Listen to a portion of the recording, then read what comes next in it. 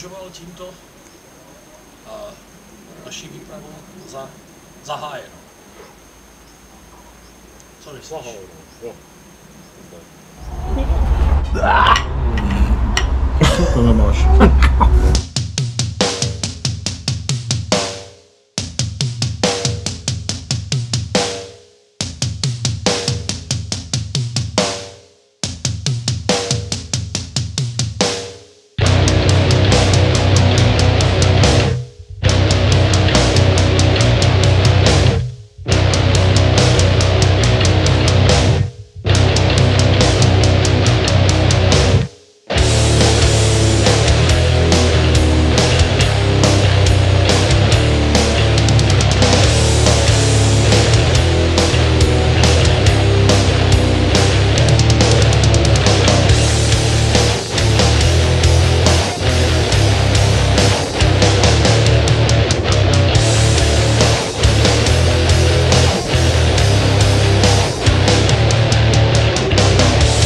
Nechci bojovat dál, jít hlavou proti zdi. Srdce pak nebo... Dobré ráno. Prší nám. Napršelo nám i do stanu a do čepice. A tak jsme zvědaví, jak to vůbec půjde. Tak, co si o tom myslíš? Já si myslím. Já si myslím, že to půjde. Prší nám, ale nicméně vyrážíme na další etapu, která je ze všech nejdelší, 63 km. A bohužel to vypadá, že bude celá v dešti, ale snad to nějak dopadne. Pak nebolí, co oči nevidí. Karty jsou rozdaný, já musím to tak brát. Očekávání před... A teď prší fakt fest, takže rychle dostat se někam pod stromy, protože zrovna prší, když jsme na otevřené cestě. Ani přehnaný, planých nadějí se vzdát. Já vím to dávno, pravdu svou nemá cenu hrát. Já vím to dávno, pravdu zlou není kde brát. Je čas, aby jsme vyrazili na třetí den. Odpočinková trasa 35 km na Nové Hrady.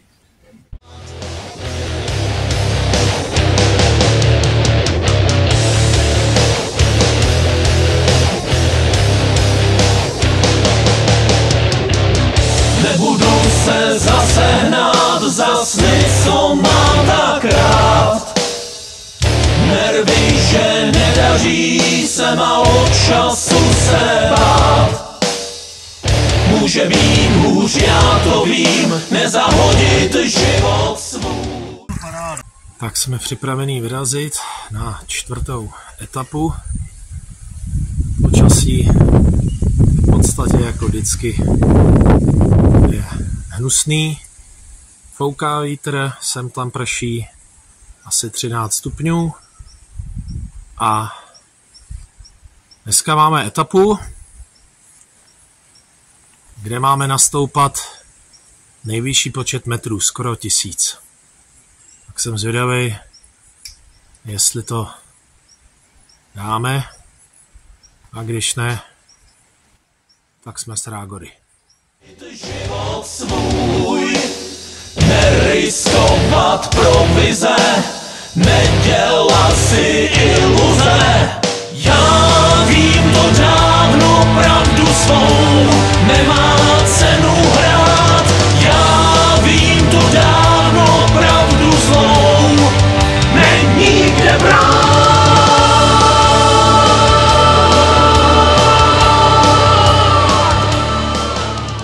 Jsme na prvním velikým stoupání. Nevím, jestli to bude vidět. A ještě tímhletím dost šíleným terénem, takže se fakt nedá jet s těmahle báglama a jdeme pomaličku pěšky. Všechno je samozřejmě mokrý, klouže to a kdybych neviděl podle navigace, že tady je cesta, tak tohle opravdu jako cesta rozhodně nevypadá. A už vůbec ne jako cyklostezka, která to podle mapy měla být. Tak pokračujeme cestou, necestou. Je to teda hroznej krpál. A s tou bagáží, kdy to kolo váží přes 30 kg, to dá fakt zabrat.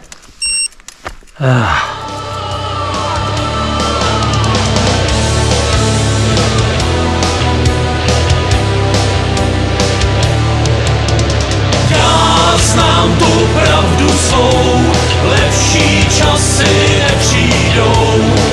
Já znám tu pravdu svou, co má se stát. Já znám tu pravdu svou, lepší časy nepřijdou. Já znám tu pravdu svou, co má se stát.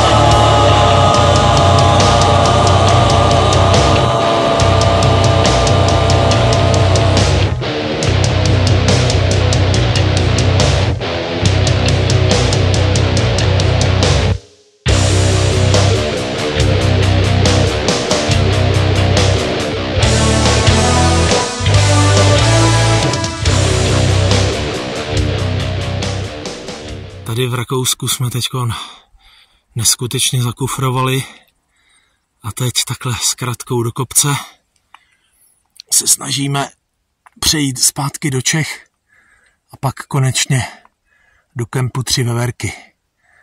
A jsme docela už hladoví, docela hotoví a ještě nás čeká takových aspoň 8 kilometrů.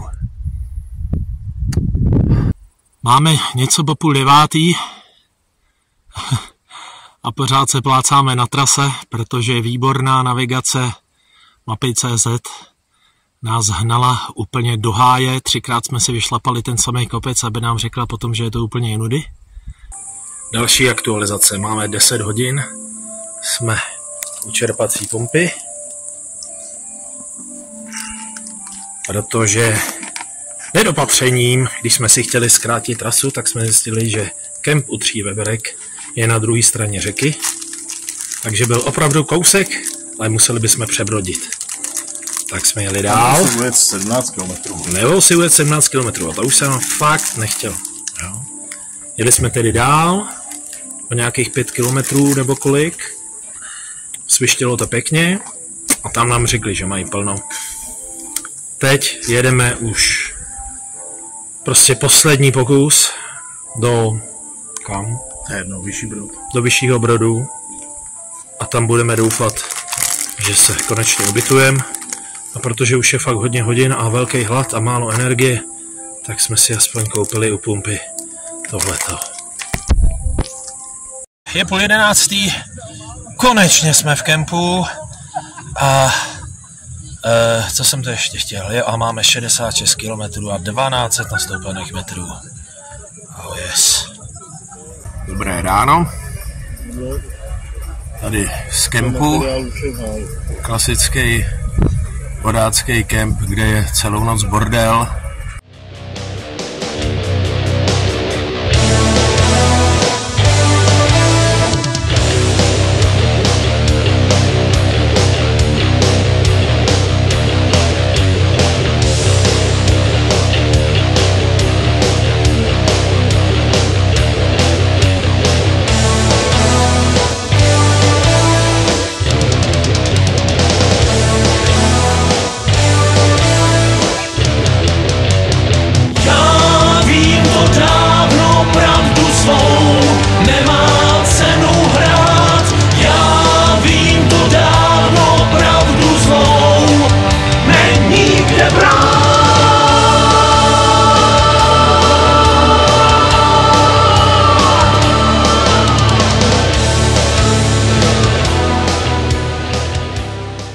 stejně jako včera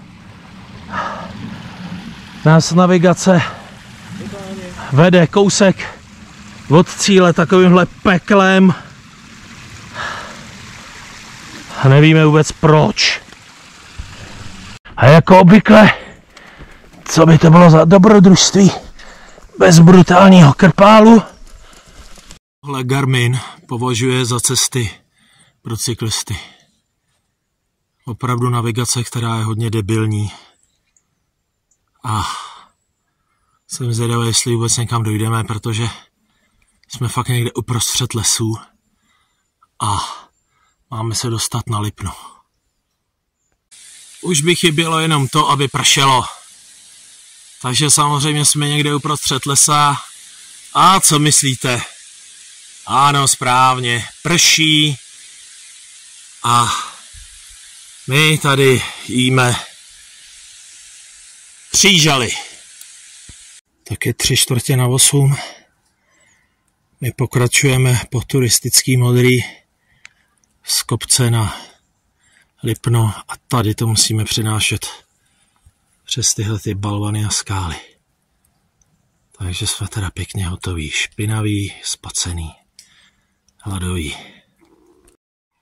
Přes skály, tamhle Milan už to přenes,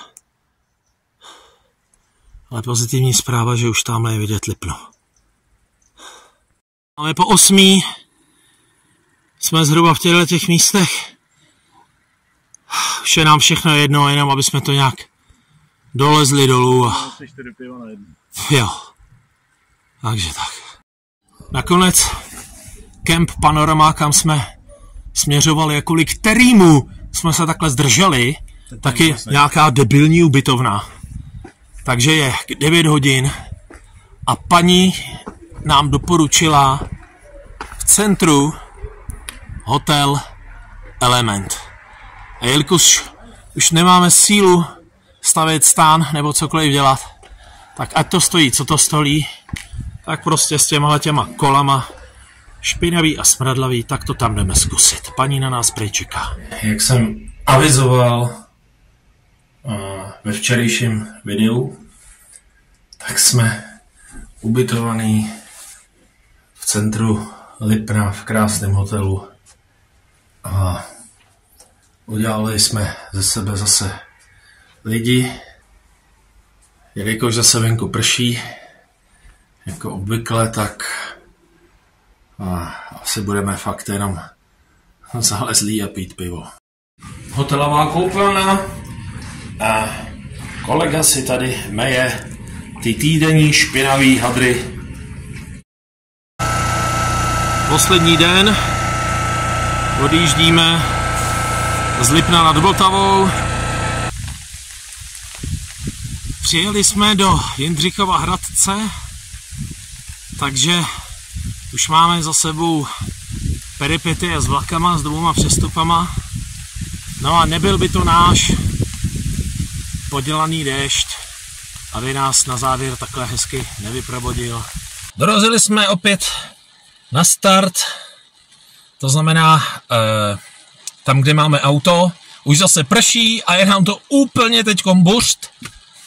A takže vyrážíme zase ze startu z Nový Bystřice a teď pár údajů. Takže ujeli jsme celkově 330 kilometrů a náš plán byl, aby jsme ujeli aspoň přes 300, takže dobrý, asi něco přes 4000 metrů a ohledně počasí jsme vyměkli jenom jeden den v sobotu, kdy opravdu pršelo celý den, bylo 10 stupňů, tak jsme objeli jenom Lipno. Takže takhle, a co by si k tomu řekl ty? To bych řekl, že dobrý. Tak to je hezké. No tak to je všechno.